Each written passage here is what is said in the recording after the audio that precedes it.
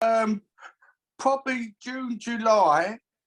I started thinking that we could do some shows. You know, it was possible, but with hindsight, in some ways, I wish I never started till sort of now. You know, like Steve Goodwin and some of them. I wish I'd started later because I had to cancel some shows during that time because of COVID and other things, and it was very hard and all that. And listen, a big shout out to any promoter who did get some shows going, because I've never known anything like it. It was really hard, you know. So and you know, I just thank everyone for all the help I got. But yeah, I sort of thinking it was possible June, July, but we had to cancel our first show at the end of July because of COVID. Then you know, so you know, it started. My first show started with problems, and they just carried on. You know, sometimes I only had 4 fights on the show. Well, probably the year before, because we didn't do, you know, not the calendar year, but the year we didn't really do anything at all for a year, did we? So yeah, it's got to be. Listen, I wasn't doing anything. You know, I had a couple of fighters on shows and stuff like that, but no, there was, you know, there wasn't nothing going on. But I say tough. It was nice as well. You know, I had a nice rest. We charged the batteries and stuff like that. So, but I did miss it. It was the COVID testing. That was a big thing. You know, people failing COVID tests, and I mean, money, the expenses now. You know, because we had to have a day before weigh-in, which means we have to bring fighters in earlier. They have to stay in hotels, you know, an extra night. You know, there was a big cost. And, of course, the testing, you know, big cost there as well. So it was monetary, and all the testing and the rules and regulations, which we had to have, but it just made it difficult. I mean, now I've done a few, you know, we're pretty good at it. But at the beginning, you know, it was a bit of a struggle. Listen, for Ashley Sexton, for instance, his first, you know, his second fight under me. But anyway, he turned up at the weigh-in, and he failed test. And, you know, then we lost someone else, and then we had to cancel the show the day before. And I know people moan about us cancelling shows, but you know, when you've only got a few fights on, you'll be cheating the customers if you carried on with the show.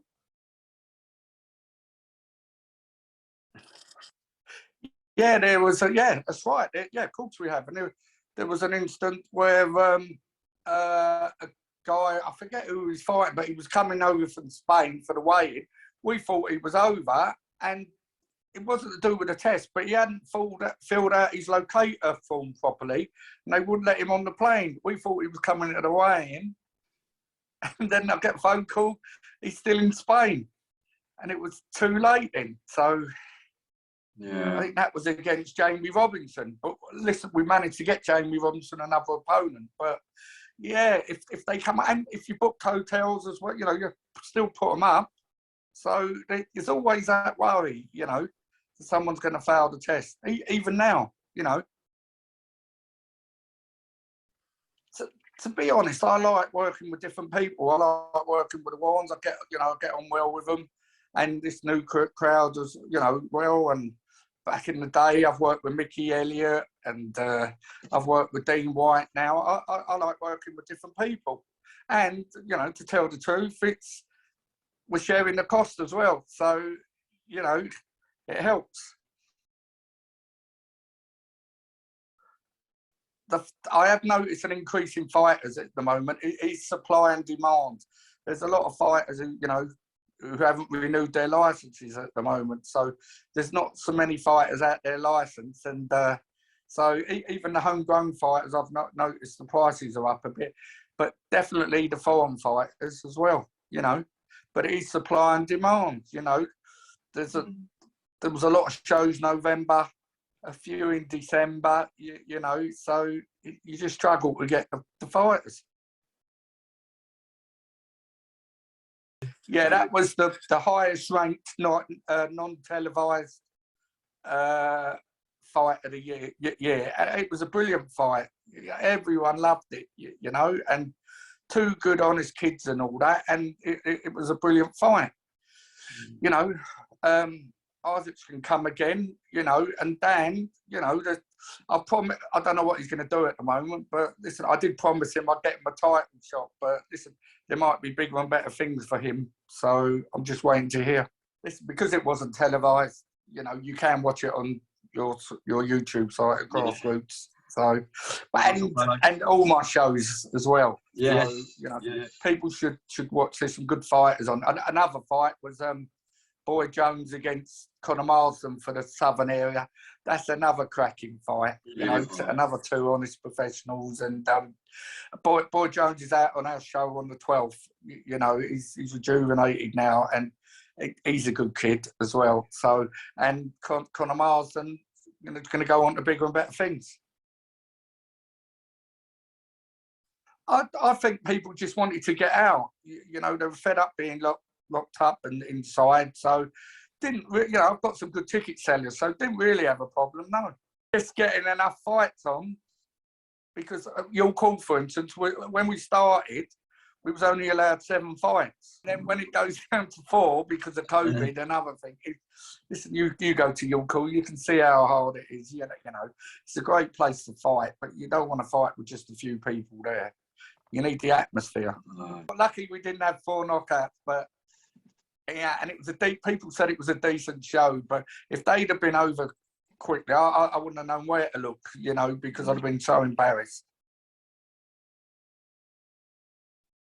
Yeah, we got some good fights on there. I mean, we got Tommy Jacobs on, Ashley Sexton. We got an English title. This will be a cracking fight. English title eliminator against Jamie Robinson and Billy Allington. That's a return. You know, that was a cracker the first time, and I think it's going to be even better this time. Both from that way, you know, and the show's going to be good. There's a few 50-50 fights on, you know, so listen, I'm looking forward to it. I want to watch 50-50 fights. Listen, I'm as guilty as everybody else of, you know, some of the fights I've put on, because, you know, we've had to, but I want to know how good my kids are. I don't want to be, you know, them getting up to 10-0 and I still don't know how good they are. I want my fighters to take. I'm not talking about the first or second fight or anything like that, but when they've just had a few fights, I want them to step up and take some 50-50 fights. I would never throw them under the bus because if they lost, you know, I don't care about the O. It's just I like to see good fight, and I want the fans to see good fights as well. Yeah, I've got some good prospects on there. Yeah, and thanks again to Lee Eaton, because he's given me a few MTK fighters he's got down there. But you know, I've got Meredith Thomas coming back, my welterweight. You know, he's coming back on there. We got I'm just trying to think now. Kieran Jones, Jay Munn. I mean, Man O'Lee, who I've signed. Yeah, man, I'm looking forward to seeing him. Looking forward to him having one more, or maybe fighting for the world's title. I've got high hopes. Listen, the kid is really good. He's talented, but maybe not the most disciplined in the past. But now I think he's turned the corner, and I really think there's some titles in him. This is I'm looking to do something in Newcastle. I've got some good contacts up there, and I might be doing. I'll let you know. I might be doing something with our Siesta up in Newcastle, May, June. I've got a show, in Watford on April the 23rd. I've also got a dinner show with the Essex Sporting Club. That's a charity event we do. That's in May, and I'm looking to get some good. That's at the Westcliff Pavilion, and I'm looking to get some good Essex boys out on that one. Putting things together now, you know. We're also looking at doing one at the Guildhall in Southampton. So you know me, I go all over the place. Taunton, I had to cancel last year, but I'll be doing something in the summer in Taunton. Hopefully, Paul Roberts will win the Southern Area Super Flyweight on March the 12th. Unfortunately, same night as I've got the Welsh show, but if he wins that, and that's going to be a good fight, then I like him to defend in the summer in Taunton.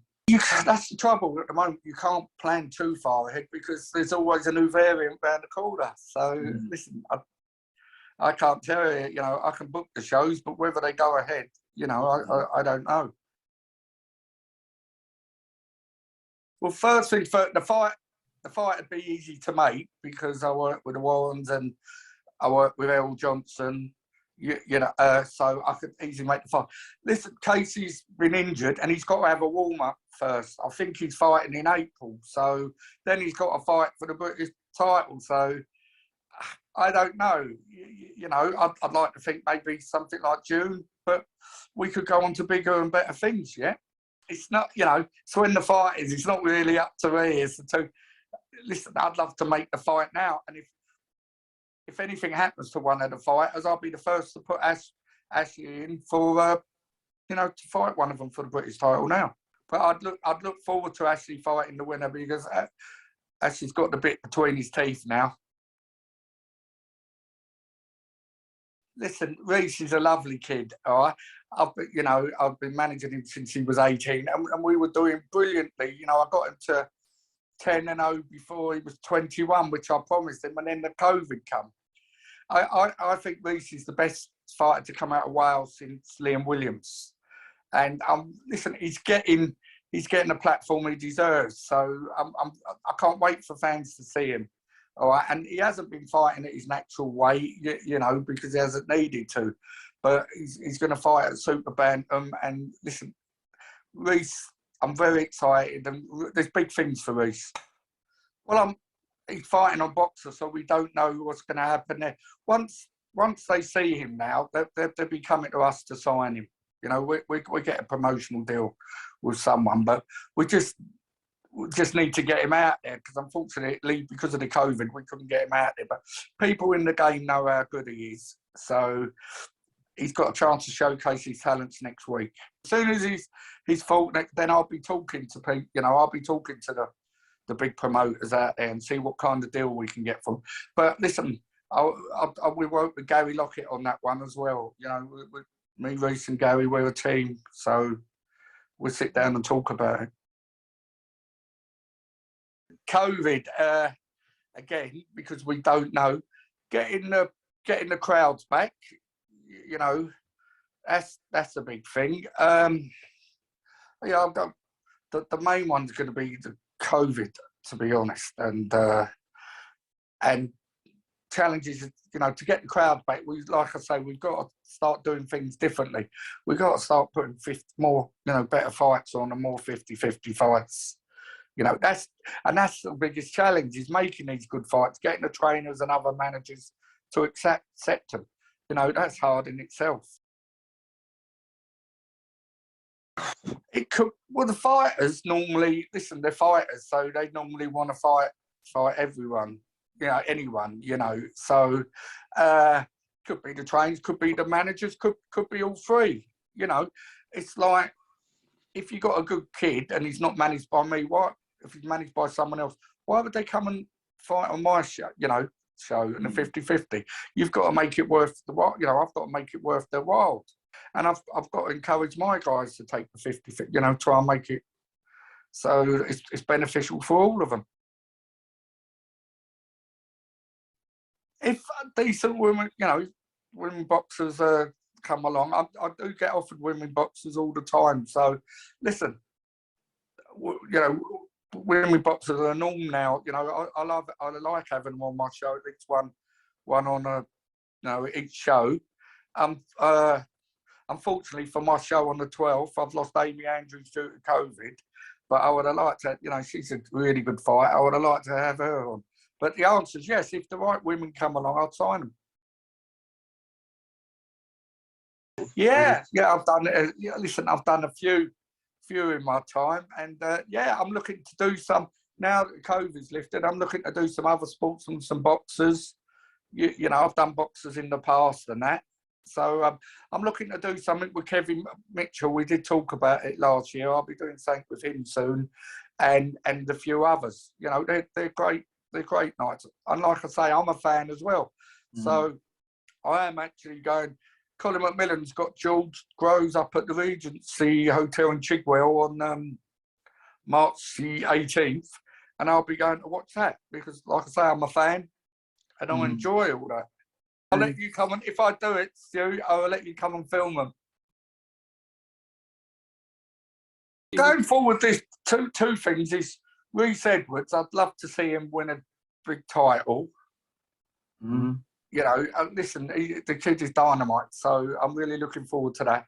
And my heavyweight, Lucian Atana, who's 5-0, but hasn't had much chance to get out, you know, I'd love to see him go to 10-0. You know, he's 5 fights, 5 knockouts, the last 4 in the first round. And, you know, he's 6'10", and he's training with Jim McDonnell, and I'm really expecting big things from him. So, yeah, that's why I'm in the game. I'm in this game to put good fights on, and I want champions. I think he's on my show, well, not think, he's on my show on March the 27th. So if he comes through that unscathed, I'd hope to get him out in Watford April the 23rd. He only had 26, 27 amateur fights, so I don't want to rush him too much.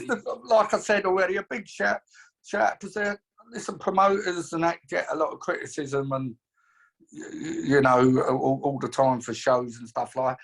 And just a shout out for people who did put shows on. It takes, I wouldn't say guts and all that, but listen, we were going through really bad times, and people, you know, your Carl Greaves and people like that were still putting shows on. And listen, I think they ought to take a lot of credit.